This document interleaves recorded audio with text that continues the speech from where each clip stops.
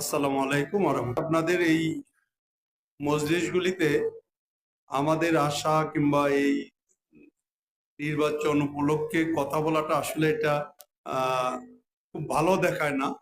তারপরেও একটা রেওয়াজ হয়ে গেছে, আমাদের আসতে হয়। আর বিশেষ করে যখন এখানে অতিথি হিসাবে আমার নাম দেওয়ার জন্য গেছিল, আমি কিন্তু না করেছিলাম যে আমি এমনি আসব। এটা যেহেতু ওলামায়ে কেরামদের আহ, অনুষ্ঠান এবং এটা যেহেতু ইসলামিক একটা সমাবেশ বা জলসা, সেখানে আমার মনে হয় ওনাদের নাম থাকাই ভালো। কিন্তু আপনাদের এখানকার যুব সমাজরা কেন যেন আমাকে জোর করে এখানে নামটা দিয়েছে। আমি আহ, এই অনুষ্ঠানগুলিতে যারা যায় যে আমাকে দাওয়াত দিচ্ছেন, আমি এমনিতেই যাব একজন মুসলমান হিসাবে কিংবা একজন সাধারণ দলের কর্মী হিসাবে আমি এমনিই যাব, আমার নাম দরকার নাই। তারপরেও যেহেতু দিয়েছেন আমি কৃতজ্ঞ। তবে না দেওয়ায় এগুলিতে আমাদের রাজনৈতিক ব্যক্তিদেরকে আসলে নাম না দেওয়াই আমি মনে করি উত্তম। কারণ এখানে যেহেতু ইসলামী বক্তা কিংবা ওলামায়ে কেরাম যারা আসেন তাদেরকে এখানে সম্মান দেওয়া এবং ওনাদের নাম থাকায়, এবং যারা এখানে আয়োজনে থাকে তাদের নাম থাকায় আমার মনে হয় যে শ্রেষ্ঠ, এটাই উপযুক্ত। ভবিষ্যতে আমার মনে হয় যে এইগুলির ব্যাপারে আপনারা সতর্ক থাকবেন। আমি এটা নিয়ে কোনোদিনই আমি চাই না যে এগুলিতে আমাদের রাজনৈতিক ব্যক্তিদের নাম এই ইসলামিক অন্তত এই অনুষ্ঠানগুলিতে আসুক। যাই হোক, সম্মানিত উপস্থিতি, আহ, যেহেতু আসছি আমি অল্প কয়েকটা কথা বলি, আপনাদের কাছ থেকে বিদায় নিব। শুরুতেই জানেন যে আমাদের প্রাণপ্রিয় নেত্রী, দেশনেত্রী এবং সাবেক 3বারের প্রধানমন্ত্রী, বিএনপির চেয়ারপারসন বেগম খালেদা জিয়া খুব সংকটাপন্ন অবস্থায় আছেন। আগামী কালকের মধ্যে হয়তো উনি পরবর্তী চিকিৎসার জন্য লন্ডনে যাবেন, এরকম একটা প্রস্তুতি চলছে। ইতিমধ্যে দেখেছেন যে সারা দেশের মানুষ সকল ধর্ম বর্ণ নির্বিশেষে সকল দলের ঊর্ধ্বে উঠে, আমার জানা মতে এমন কোনো ব্যক্তি নাই কিংবা এমন কোনো দলীয় প্রধান নাই যে ওনার জন্য দোয়া করছেন না। সাধারণ মানুষ থেকে শুরু করে বিভিন্ন ধর্মের লোকজন ওনার জন্য প্রার্থনা করছে। ওনাকে দলের ঊর্ধ্বে রেখে ওই দেশনেত্রী বেগম খালেদা জিয়া জন্য সবাই দোয়া করছেন। শুরুতেই আমি আপনাদের কাছে ওনার জন্য দোয়া চাচ্ছি, আপনারা একটু প্রাণ খুলে ওনার জন্য দোয়া করবেন। আল্লাহ যেন ওনাকে সুস্থ করে আবার আমাদের মাঝে ফিরিয়ে আনেন। কারণ এই মুহূর্তে দেশে যে আসলে সংকট চলছে, সেই সংকটে আমাদের আসলে একজন গার্জিয়ান দরকার, দেশের একজন মুরব্বী এই মুহূর্তে দরকার। এবং জানেন যে ইতিমধ্যে আমাদের দেশনেত্রী বেগম খালেদা জিয়া যখন দায়িত্বে ছিলেন, বিশেষ করে আলেম ওলামাদের সঙ্গে ওনার সম্পর্কটা অত্যন্ত সুন্দর ছিল। বিশেষ করে আলেম ওলামারা যারা ছিলেন তাদের কিভাবে সহযোগিতা করা যায়, কিভাবে আগামী দিনে ইসলামের কোনো ক্ষতি না হয়, সেই বিষয়গুলির ব্যাপারে উনি স্পষ্টভাবে ইসলামের পক্ষে সবসময় কথা বলেছেন। এবং যখন দেখেছেন যে বিগত ফ্যাসিস্ট সরকার যখন এই অনেক ইসলামিক আমাদের নেতৃবৃন্দ সহ বিএনপিরও কিছু নেতৃবৃন্দকে এই মানবতা বিরোধী সাজানো মামলায় যখন মৃত্যুদণ্ড দিয়েছিলেন, তখন কিন্তু আমাদের দেশনেত্রী বেগম খালেদা জিয়া তীব্রভাবে তার নিন্দা জানিয়েছিলেন।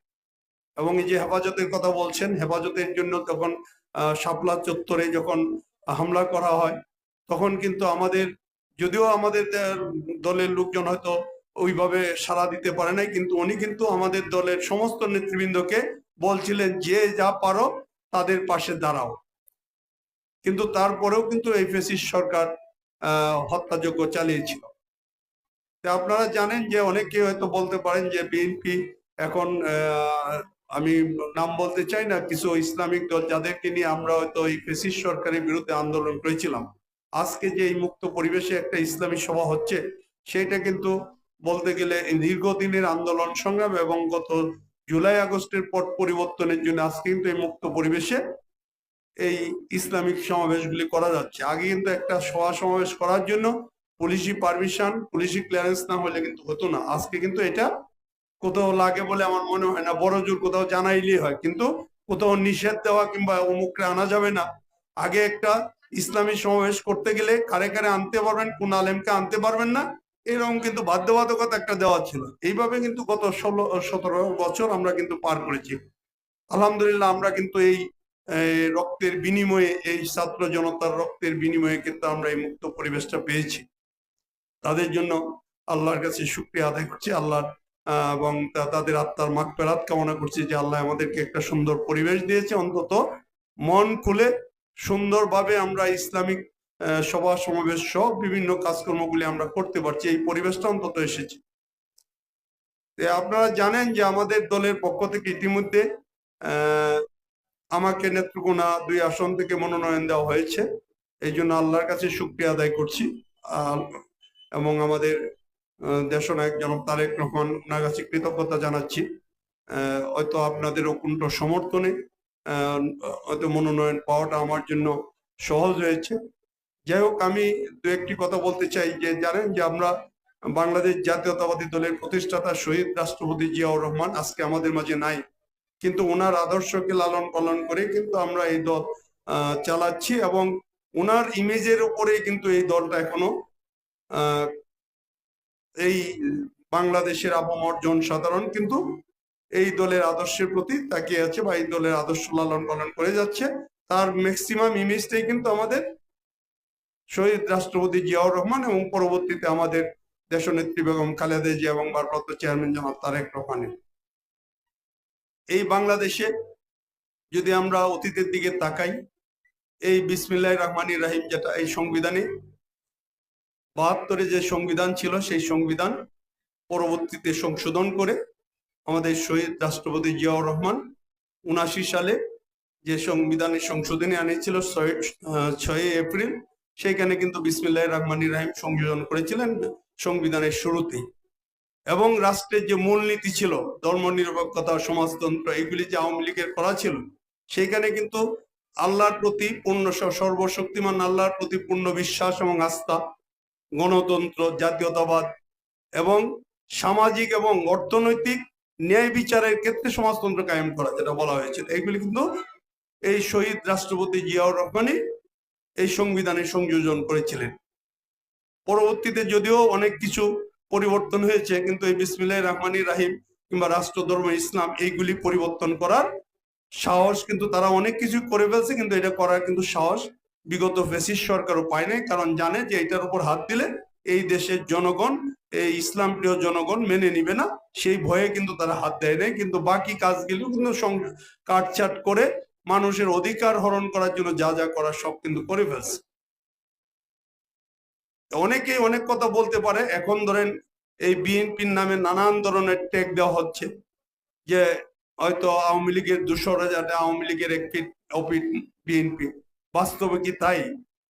বিএনপি সবসময় ইসলামের পক্ষের শক্তি ছিল, কোনো সময় ইসলামের বিরুদ্ধে কোনো কাজকর্মে বিএনপি সহযোগিতা করে নাই। হয়তো ত্রুটি বিচ্যুতি হতে পারে অনেক সময় কথাবার্তা আমরা বলতে গেলে যারা নেতারা থাকে, কিন্তু আমাদের দলীয় সিদ্ধান্তে কোনো কিছুই ইসলামের বিরুদ্ধে যায়নি অতীতে। এবং ইতিমধ্যে দেখেছেন যে আমাদের দলের পক্ষ থেকে ঘোষণা করা হয়েছে যে বিএনপি যদি আগামী দিনে রাষ্ট্র ক্ষমতায় আসে, তাহলে মানে ইসলাম, কোরআন, সুন্নাহ বিরোধী কোনো আইন বিএনপি আগামী দিনে বাস্তবায়ন করবে না। এটা কিন্তু আমাদের দলের পক্ষ থেকে যে ওলামা মাশায়েখদের যে প্রোগ্রাম ছিল, সেখানে আমাদের দলের স্থায়ী কমিটির সদস্য জনাব সালাউদ্দিন সাহেব কিন্তু স্পষ্ট করে বলে দিয়েছেন যে আগামী দিনে বিএনপি যদি রাষ্ট্র ক্ষমতায় আসে, কোরআন সুন্নাহ বিরোধী কোনো আইন বিএনপি পাশ করবে না। এটা কিন্তু পরিষ্কারভাবে বলে দেওয়া হয়েছে।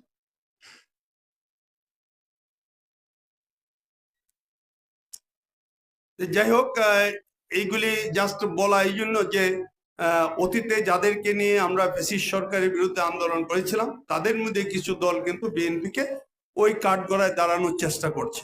তবে আমরা স্পষ্টভাবে বলে দিতে চাই যে বিএনপি অতীতেও ইসলাম বিদ্বেষী কোনো শক্তি ছিল না, ইসলামের পক্ষের শক্তি ছিল।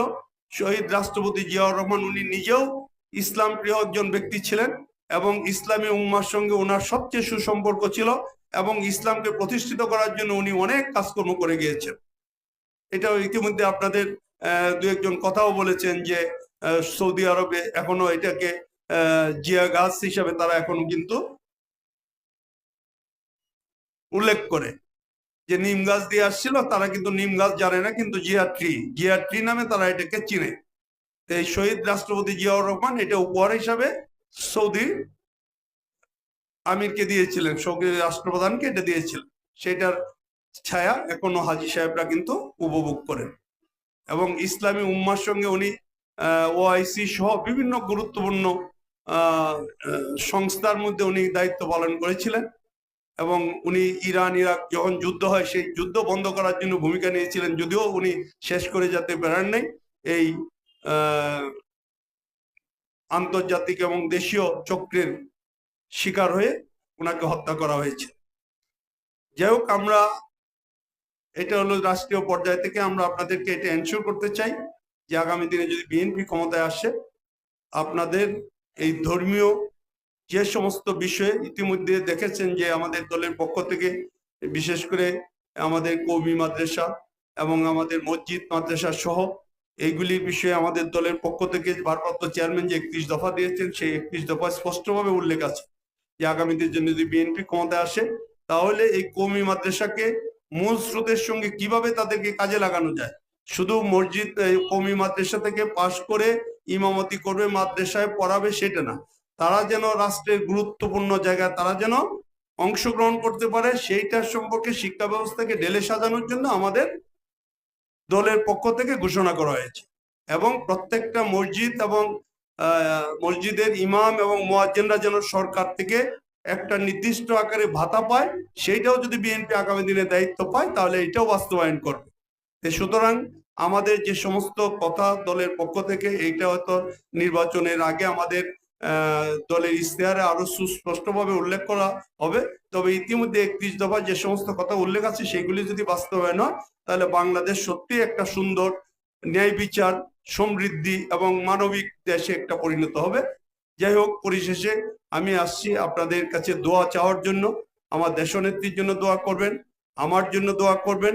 আর যদি সম্ভব হয়, মনে করেন যে ডাক্তার আনোয়ার সাহেব আসছে যে যোগ্যতার মাপকাঠিতে, এবং আমাদের দলের পক্ষ থেকে আমাকে যেহেতু মনোনয়ন দেওয়া হয়েছে, ডাক্তার সাহেবকে ভোট দেওয়া সম্ভব হয় এবং ওনার জন্য দোয়া করা সম্ভব হয়, তাহলে আল্লাহর হস্তে আমার জন্য দোয়া করবেন এবং আমাকে ভোট দিবেন, এই আশা ব্যক্ত করে। পাশাপাশি এখানে ওনাদের উল্লেখ করে বিশেষ করে মসজিদের অবস্থা খুব শোচনীয় এবং ঈদগাহ মাঠ। যাই হোক, এখন তো আসলে আমাদের সময় খুব অল্প। আল্লাহ যদি আমাকে আপনাদের প্রতিনিধি হওয়ার তৌফিক দেন, তাহলে ইনশাল্লাহ আপনাদের এটা শুধু না, আমার প্ল্যান আছে যে নেত্রকোনাতে অবহেলিত যে সমস্ত আমাদের মসজিদ মাদ্রাসা আছে, আমাদের ঈদগাহ মাঠগুলি যেগুলি আছে এবং কবরখানা আছে, বিভিন্ন অবহেলিত অবস্থায় আছে, এইগুলির উন্নয়নের ক্ষেত্রে আমার পক্ষ থেকে সর্বোচ্চ ভূমিকা রাখবো। পাশাপাশি আমাদের যোগাযোগ ব্যবস্থা, আমাদের অন্যান্য শিক্ষা ব্যবস্থা সহ যে সমস্ত অবহেলিত জায়গাগুলি আমাদের আছে, স্বাস্থ্য ব্যবস্থা, এগুলি সব জায়গাতে আমরা কিন্তু অবহেলিত। নেত্রকোনাতে আমাদের আসলে অন্য যে কোনো ডিস্ট্রিক্টের তুলনায় আমরা যদি হিসাব করি, তাহলে ওই নিচ থেকে যদি হিসাব করি তাহলে হয়তো 1-2 নম্বরের মধ্যে হবে। উপর থেকে তো কোনার সুযোগ নাই, কিন্তু নিচ থেকে হিসাব করলে সারা দেশে যে কয়েকটা জেলা আছে, আমরা নিচ থেকে 1-2 নম্বরে হব। এই হলো আমাদের অবস্থান। সেই জন্য আল্লাহ যদি এই আমাকে আপনাদের প্রতিনিধি হওয়ার সুযোগ দেন, তাহলে চেষ্টা করব এই নেত্রকোনাকে, অবহেলিত নেত্রকোনাকে ঢেলে সাজাতে এবং নেত্রকোনা উন্নয়ন করতে। আসলে ব্যক্তিগত পর্যায়ে আমার কোনো চাওয়া পাওয়ার কিছু নাই।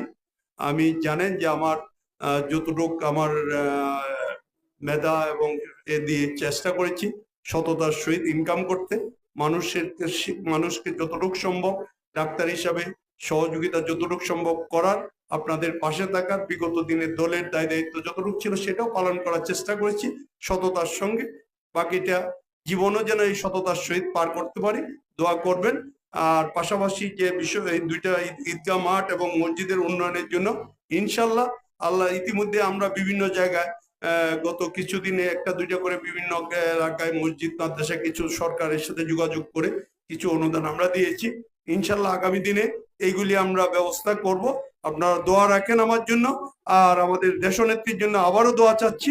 পরিশেষে সবাইকে ধন্যবাদ জানিয়ে এবং আপনাদের এই ইসলামিক সবাই আপনাদের বক্তাদের কথা শোনার সময় একটু বিঘ্ন ঘটানোর জন্য আমি ক্ষমা চেয়ে নিচ্ছি। ধন্যবাদ সবাইকে। আসসালামু আলাইকুম।